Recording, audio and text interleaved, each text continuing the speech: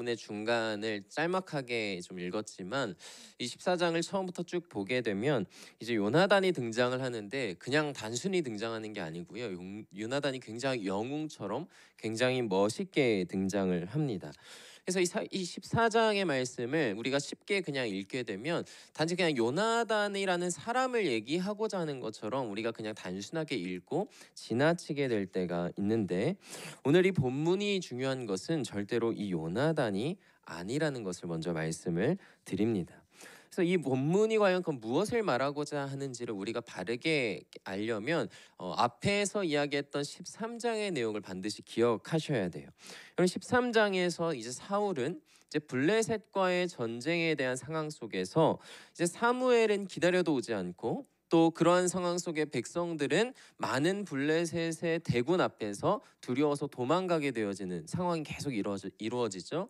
그런 상황 속에서 이 사울이 다급함을 느끼면서 발을 들여서는 안 되는, 침범해서는 안 되는 영역에 발을 집어넣게 됩니다. 그러니까 자신은 왕으로서 하나님이 허락하시지 않은 제사라고 하는 영역에 발을 들여 넣어서 그것을 자신이 직접 집례하게 되는 큰 실수를 범하게 됐죠. 기억나시죠?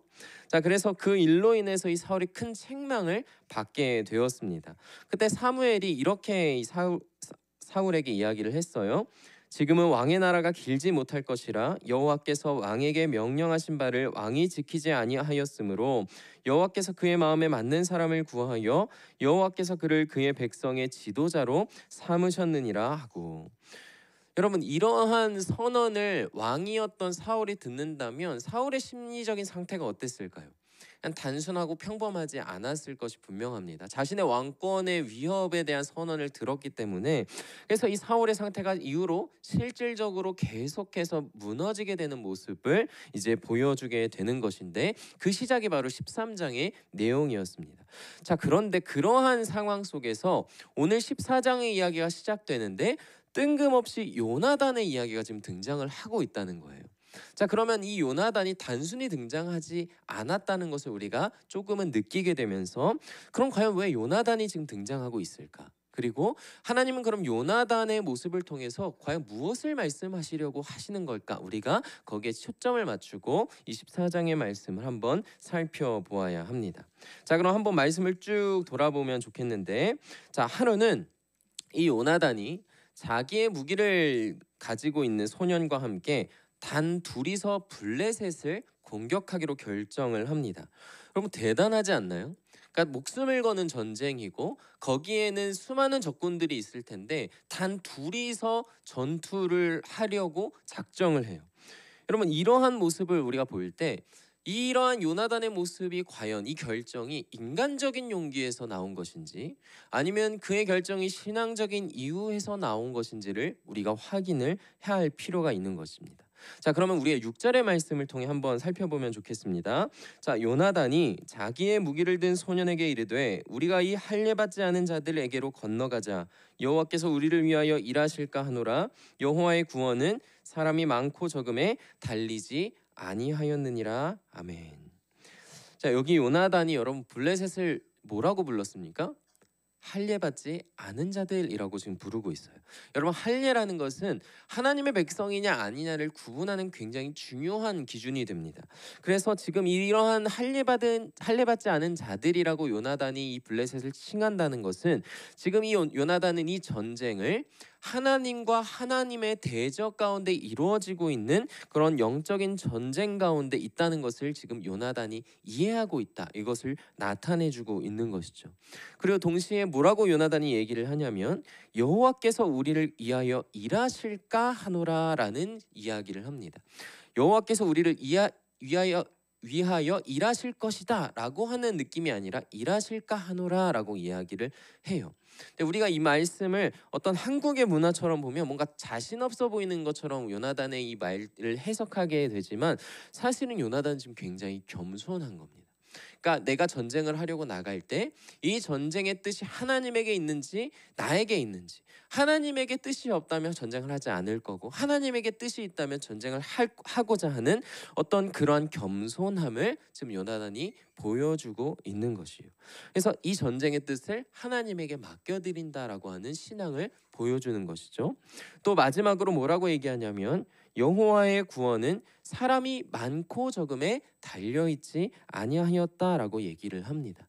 그러니까 이 전쟁의 승리가 모두 누구에게 달려 있어요? 하나님에게 달려 있다라고 이 요나단이 이 철저한 믿음의 고백을 지금 하고 있는 것이죠. 여러분, 그런데 이러한 요나단의 고백이요, 나중에 다윗의 이야기를 살펴보면 골리앗과 싸울 때 이 다윗이 골리앗을 뭐라고 부르냐면 할례받지 않은 블레셋 사람이라고 불러요. 또 그러면서 이런 얘기를 합니다. 17장 47절 말씀을 보겠습니다. 자, 또 여호와의 구원하심이 칼과 창에 있지 아니함을 이 무리에게 알게 하리라. 전쟁은 여호와께 속한 것인즉 그가 너희를 우리 손에 넘기시리라 라고 말씀합니다. 자, 여러분, 처음에 이 본문의 중심 인물은 절대로 요나단이 아니다라고 먼저 말씀을 드렸습니다. 자, 지금 사울이 이제 몰락하기 시작하는 상황에 갑자기 요나단이 멋있게 짠하고 등장을 했어요. 자, 그러면 어떤 그림이 그려질까요? 한번 생각해 보세요. 여러분, 제가 이렇게 있는데 제 옆에 조은영 목사님이 딱 옆에 딱 바로 옆에 딱 서 계세요. 그럼 어떻게 그림이 그려지죠? 저는 간신히 키가 딱 170 턱걸이인데 키가 안 그래도 170 간신히 턱걸이인데 더 작아 보이겠죠. 그리고 반대로 조은영 목사님은 더 커 보이는 효과가 나타나게 될 겁니다. 그런 느낌으로 바라보시면 좋을 거예요. 그래서 요나단을 통해서 사울이 몰락해져 가고 있다라고 하는 그 상황을 더욱더 극대화시켜서 극명하게 보여주고 계신 것입니다. 그래서 요나단은 하나님 앞에서 겸손하여서 하나님의 높아지심을 통해서 나타나고 있는 반면에 사울은 교만함을 통하여서 낮아지고 있는 그 모습이 더욱더 요나단을 통해 부각이 되어지고 있다. 그것을 통해서 지금 요나단의 모습을 하나님이 나타내고 있다, 이렇게 우리가 생각을 할 수 있게 되는 것이죠.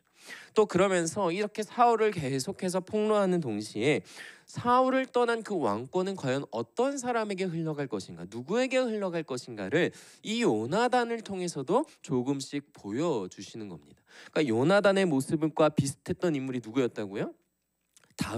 다윗이 비슷한 고백을 나중에 했다고 말씀드렸죠. 그래서 이 떠난 왕권이 누구라고 하는 그 다윗이라고 하는 사람에게 이어지고 있는, 그래서 요나단은 몰락해져가는 사울과 세워지고 있는 다윗을 연결하는 다리의 역할로 나타나고 있다는 것으로 우리가 이해할 수가 있습니다. 자, 그럼 우리 계속해서 요나단의 이야기를 한번 살펴보겠습니다. 자, 이제 요나단이 이제 블레셋으로 건너갑니다. 그러면서 자, 9절에서 10절 말씀을 보면 이렇게 이제 요나단이 행동을 합니다. 한번 볼까요? 말씀을. 자, 그들이 만일 우리에게 이르기를 우리가 너희에게로 가기를 기다리라 하면 우리는 우리가 있는 곳에 가만히 서서 그들에게도 올라가지 말 것이요. 자, 10절 읽겠습니다. 시작.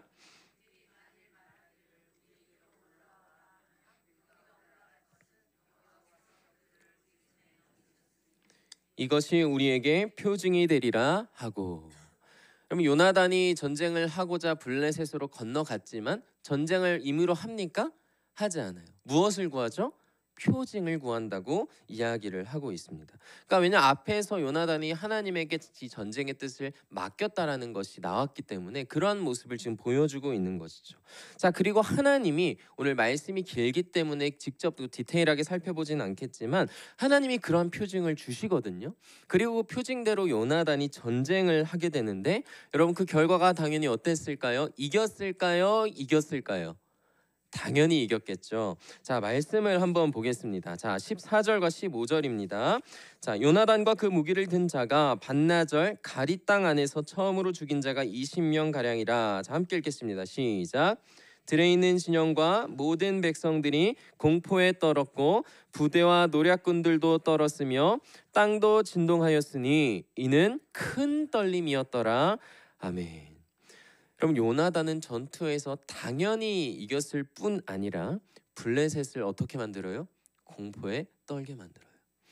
자, 그리고 더 중요한 것은 여기에 큰 떨림이 있었더라라고 이야기를 하고 있는데, 여러분 성경 있으신 분은 한번 보시면 거기에 가로 1 하고 달려져 있는 거 보이세요? 큰 떨림 옆에 그 가로 1번을 옆에서 이제 각주를 찾아서 보시면 하나님께서 떨리게 하셨다라고 하는 설명이 같이 기록되어져 있을 겁니다. 그래서 하나님이 지금 떨림을 요나단을 통해서 일으키고 계시다라는 거예요. 그렇다는 것은 지금 요나단이 말했던 것처럼 하나님이 표징을 보이시면서 요나단을 통해 직접적으로 전쟁을 주도하고 계시다라는 것을 말씀하고 계신 것이죠. 그럼 따라서 지금 요나단이 단 둘이라고 하는 사람으로 전투에 뛰어들 수 있었던 그 이유는 여러분 인간적인 담대함과 용기입니까? 하나님을 향한 철저한 믿음과 신앙입니까? 하나님을 향한 철저한 믿음과 신앙이라는 것을 우리가 느낄 수 있게 됩니다. 그러니까 여러분 이러한 요나단의 모습을 보면 사울과 너무 비교되지 않으세요? 13장에서 사울은 많은 대적과 또 사람들이 떠나는 모습 속에 두려워하죠. 그리고 그 두려움 속에서 오히려 하나님이 말씀하시는 말씀을 어기게 되는 모습을 사울은 보여주었어요. 그러니까 요나단의 모습과 굉장히 비교되고 있는 것이죠. 사랑하는 성도님들, 그럼 우리가 살아갈 때도 우리에게 가장 중요한 것은 하나님을 향한 철저한 믿음과 신앙인 줄 믿습니다. 또 우리를 승리하게 하는 것들도 이러한 인간적인 요소들이 아니라 오직 하나님이시고 하나님이 우리에게 베푸시는 은혜인 줄 믿습니다. 여러분 그러한 하나님의 은혜 가운데 누리시며 하나님의 나라 가운데 살아가시는 우리 모든 성도님들 다 되시기를 주님의 이름으로 소망하고 축복합니다. 아멘. 자, 우리 본문을 이어서 보면 이어서 사울이 등장을 하게 됩니다. 자, 사울이 이제 블레셋이 두려움에 떨고 있다라고 하는 것을 소식으로 듣게 돼요. 자, 그러자 여러분 사울이 어떻게 하는지 한번 살펴보겠습니다. 자, 18절입니다. 사울이 아히야에게 이르되 하나님의 궤를 이리로 가져오라 하니 그때에 하나님의 궤가 이스라엘 자손과 함께 있음이니라. 여기 지금 하나님의 궤가 나와요. 그런데 여러분 이 부분에 좀 두 가지의 견해가 있는데 저는 어떤 견해를 조금 따르냐면 이것은 하나님의 궤가 아니다라고 하는 견해를 좀 따르게 됩니다. 왜냐하면 지금 하나님의 궤는 여러분 이전에 하나님의 궤가 블레셋에게 빼앗겨서 블레셋 지방을 돌아다니다가 기럇여아림이라고 하는 땅에 놓여지게 되는 이야기를 저번에 이제 나눴었는데 여러분 그곳에서 다윗이 나중에 왕위에 올라서 가지고 올 때까지 거기서 이동했다는 기록이 사실은 없어요.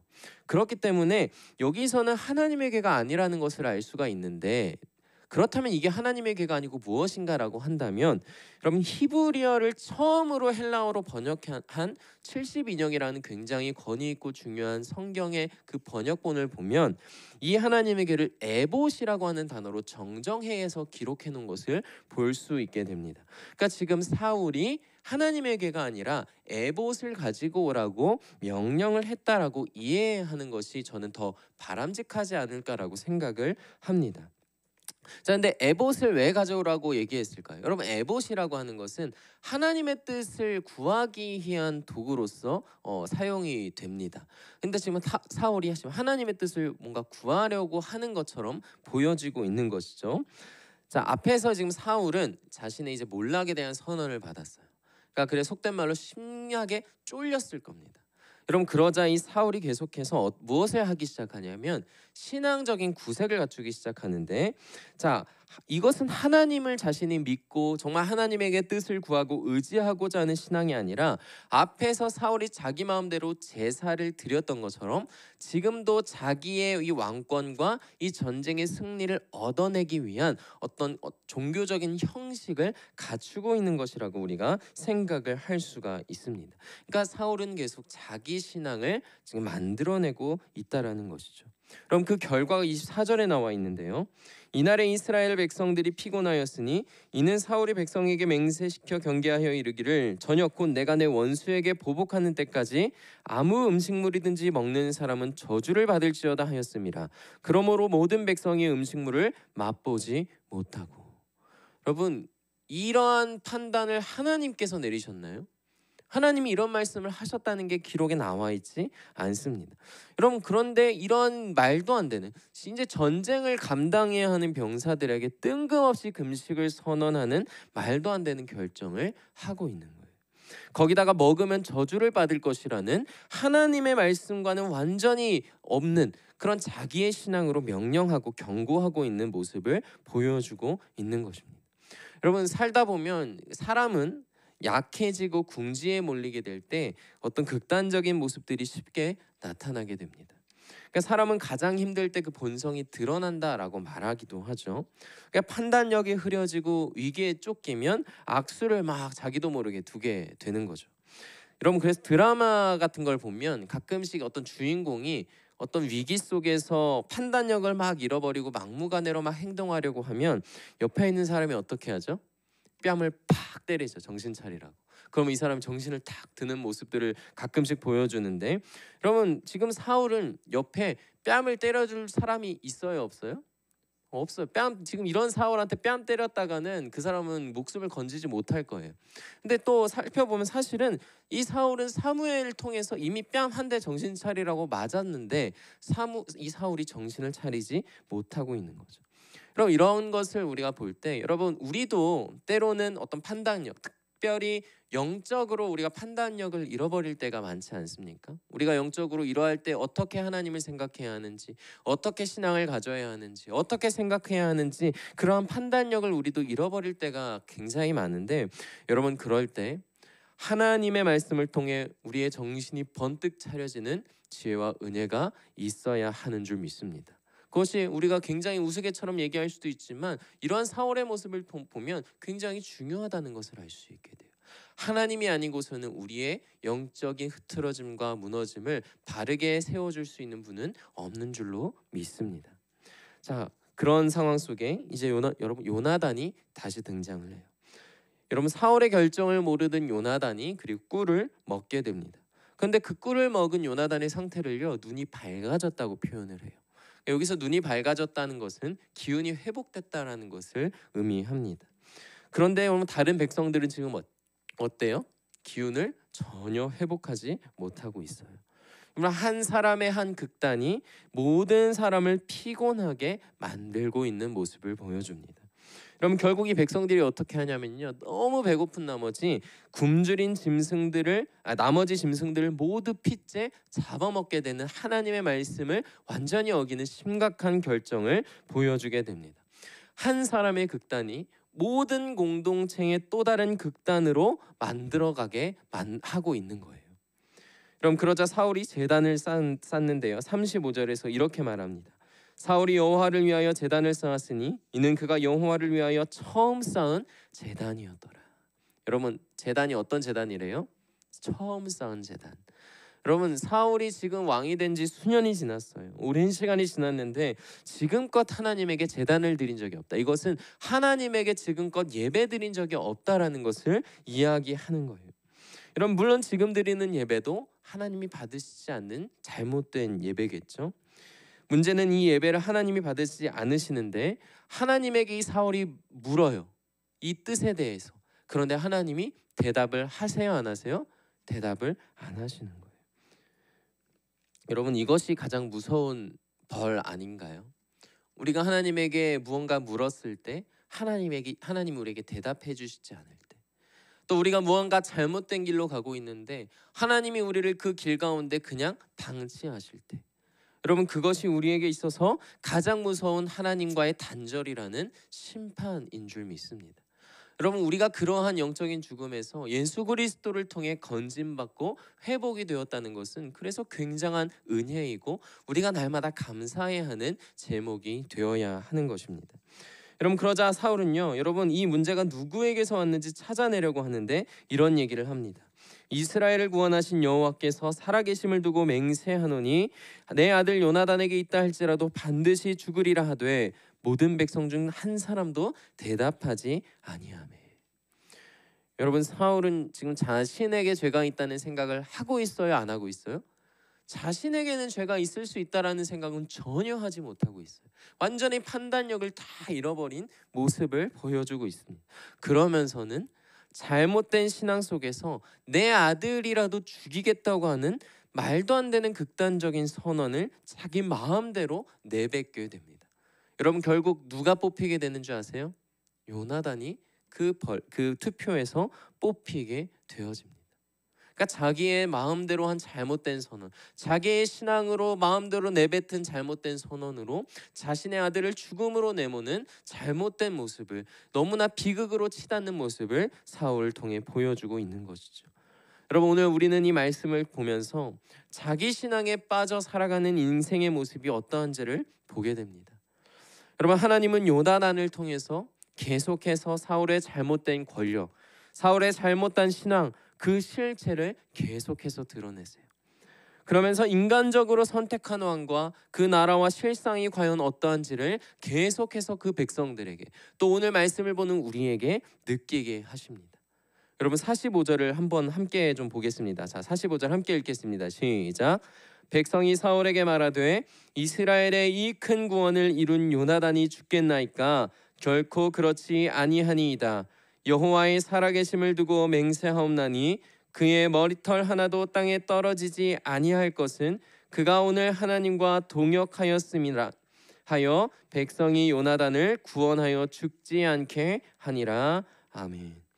여러분, 요나단이 죽음의 위기에 처했을 때 누가 요나단을 변호하죠? 백성들이 요나단을 변호해요. 여러분, 이것은요, 지금 사울의 정권이 백성들 사이에서도 다 무너져 내렸다는 것을 보여주고 있는 거예요. 사울이 결정한 것에 백성들이 다 뒤로 물러서서 그 뜻에 반역하고 있는 모습을 보여주고 있는 것입니다.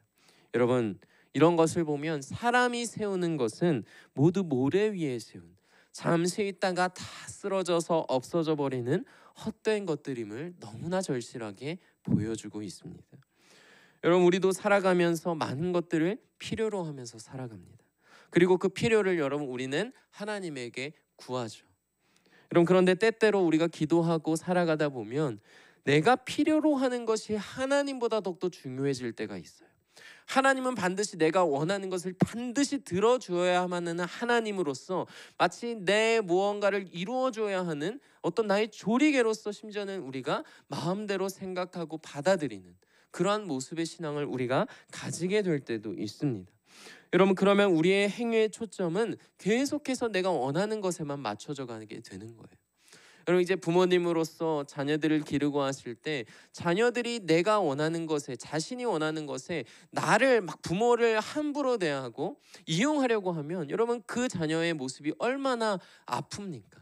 여러분, 그러한 모습이 그 오은영 박사님 관련해서 하는 방송들을 보면 그 모습이 가정의 모든 것을 어렵게 만드는 모습들을 너무나 많이 보여주기도 하잖아요.